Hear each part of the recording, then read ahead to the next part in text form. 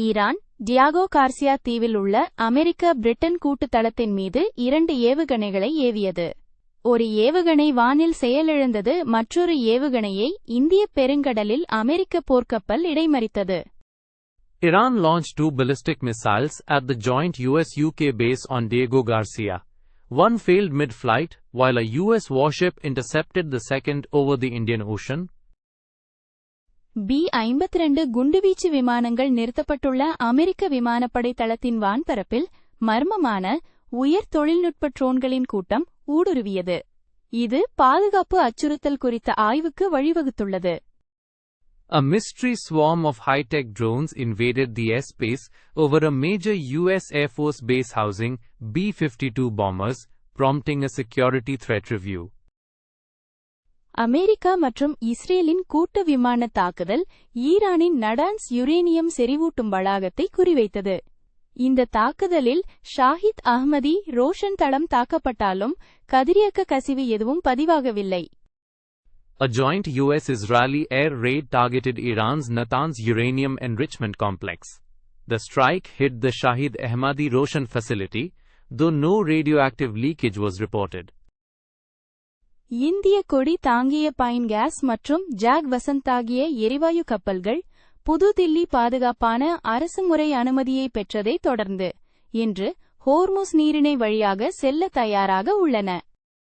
Indian-flagged LPG tankers Pine Gas and Jag Vasant prepared to sail through the Strait of Hormuz Saturday after New Delhi secured safe diplomatic passage.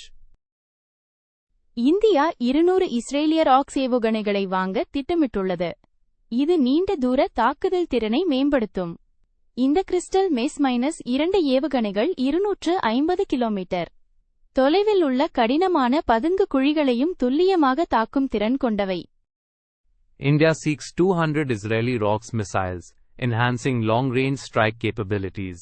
The Crystal MAZE-2 missiles offer 250 km precision strikes against hardened bunkers.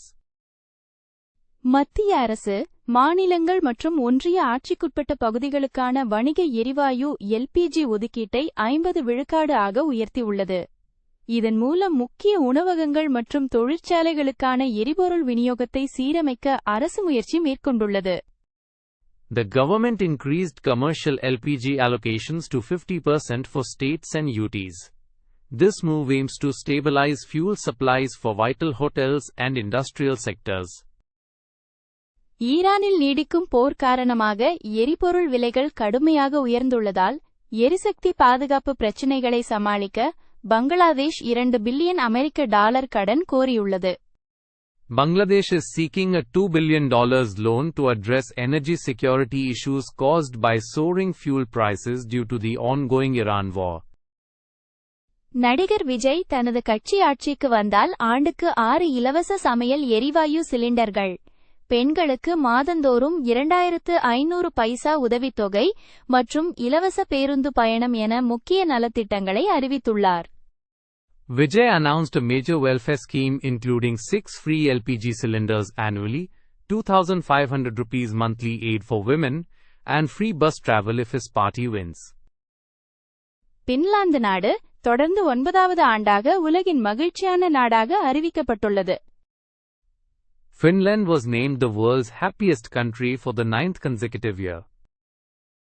செய்திகள் மூலமாக தொடர்ந்து ஆங்கிலம் பயில இந்த சேனலை like, share மற்றும் subscribe செய்யவும்.